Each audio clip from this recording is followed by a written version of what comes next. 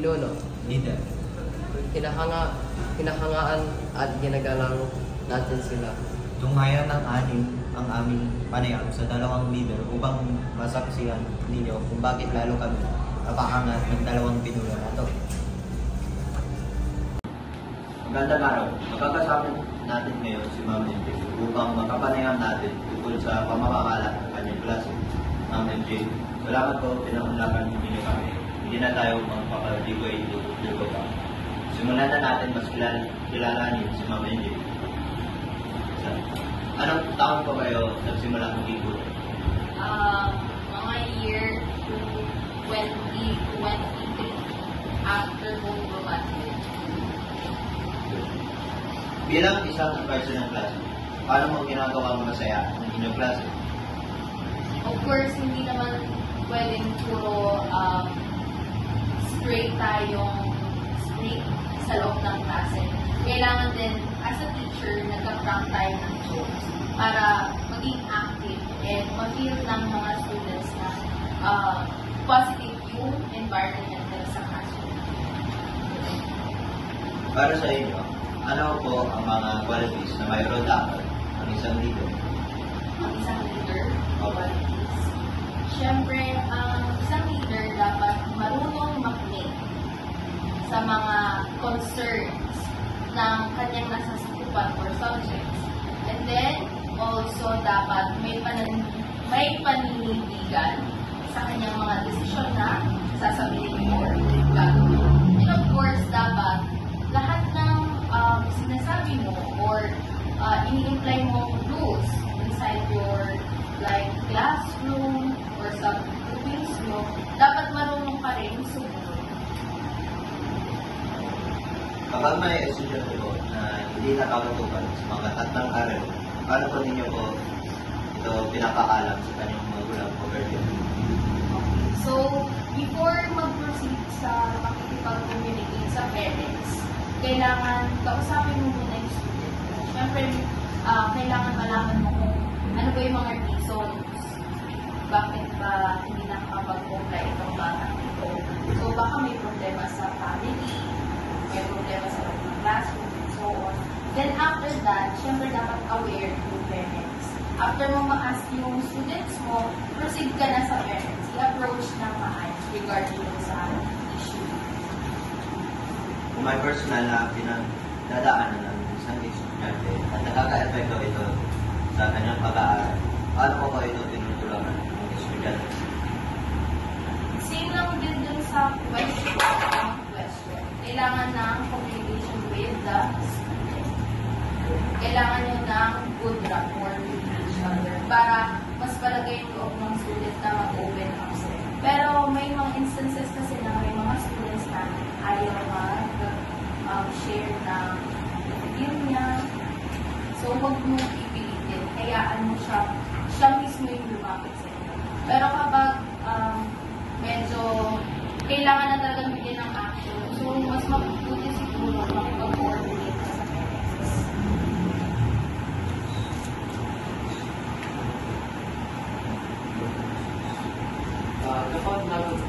Kapag nagkaroon ng sitwaan o grupo-grupo at hindi na-healthy ang kompetensya, paano po kayo namamagitan? So, ito namang competition na to is inevitable and nangyayari talaga sa loob ng klase. So, paano ba natin ina-address yung mga issues? Siyempre, dapat i-inform mo or i-remind yung mga students na hindi dapat ganyan yung competition na nangyayari sa loob ng classroom. May tinatawag tayong healthy competition. So, much better i-apply siguro ang bagay na yun. Or, iwasan na magkaroon ng competition sa loob ng klase. Ano pa po ang mga ibang programa na gusto mo magkaroon sa ating paaralan para sa iyong mga estudyante? Siguro, gusto ko yung magkaroon ng additional na clubs na pwedeng magsalihan ng mga estudyante and mas mag-grow yung mga students. And then, malay mo may talent pala itong batang to, yung tahimik sa loob ng klase. But the things club nila is, mas na-express niya yung sarili niya. So yun, mga clubs and organizations.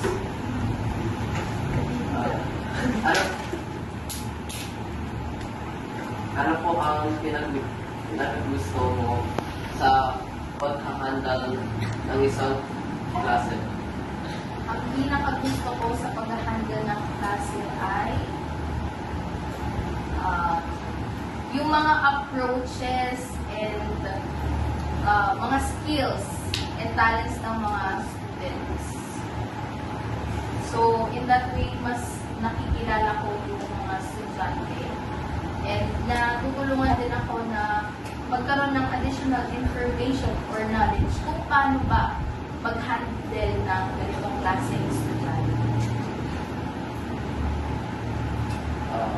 Paano po kayo nagbibigay ng inspirasyon sa mga estudyante na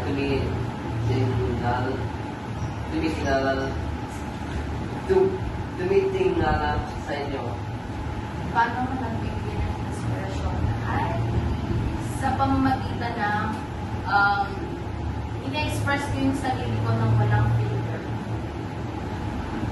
Kasi mas palagay yung mga estudyante or mas magkakaroon silang magaan na loob, na-express din yung sarili nila sa loob ng classroom kung ikaw sa sarili mo ay totoo ka.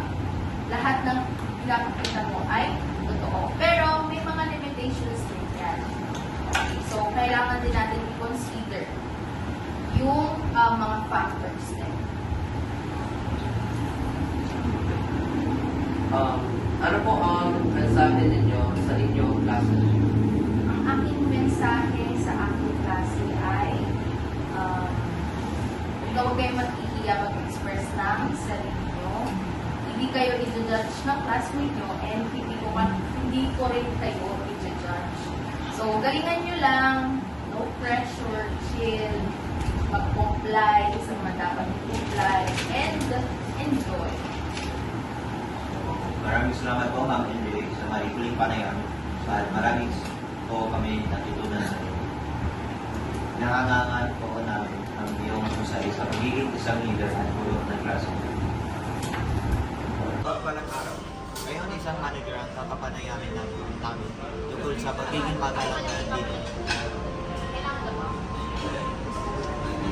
Magandang araw po. Kaya po kami na masaksihan ng personal ang inyong trabaho dito sa Shakey's. The question po, gaano na po kayo katagal sa pagiging isang manager? Sa pagiging manager, 3 months pa lang akong manager dito sa Shakey's. Ilang taon po ang minamanage ninyo dito? Ang staff na meron kami dito is mga nasa 10, pero paiba-iba kasi yung ano namin na tao. So, kumukuha kami sa ibang store minsan, para sa silver ko pinahulog. Paano po ninyo pinapasaya ang inyong grupo sa trabaho? Small talk,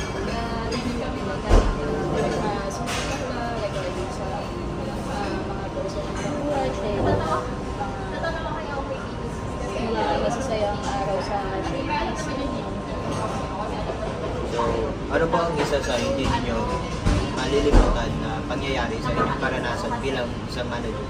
Sa pagiging manager, actually wala pa kasi nagsisimula sa pagiging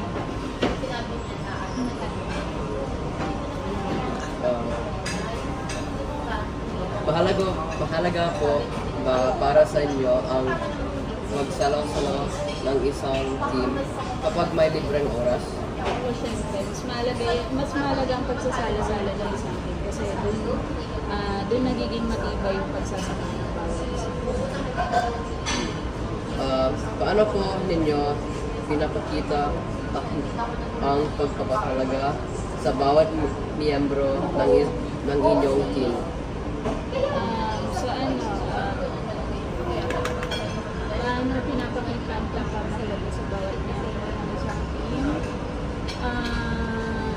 ako sa ano na, pagiging concern sa bawat isa. Kayo, sa mga ano nila, pagdating sa training, supportive. Ano po ang pinakagusto ninyo sa inyong trabaho bilang manager? Sa pag-handle ng people. Kasi mas madaling mag-handle ng people. Masaya yung pagsasama sa Maraming salamat po, JWD, na pinangunglakan po ninyo kami dito. At masaya po kami na makilala kayo at mag-usap. Natunghayan natin ngayon ang aming panayam sa ating guro na si Ma'am MJ at kay Ma'am Jelen. Aming natulunan na mahalaga ang magkaroon ng positibong pananaw kapag ikaw ay namumuno. Igalang at pasalamatan ang mga tumatayong namumuno sa iba't ibang aspeto. Dahil darating ang araw na tayo naman ang magiging isa sa mamumuno. Ako si Zain Hernandez. At ako si Echo Chris. Inyong mga susunod na leader.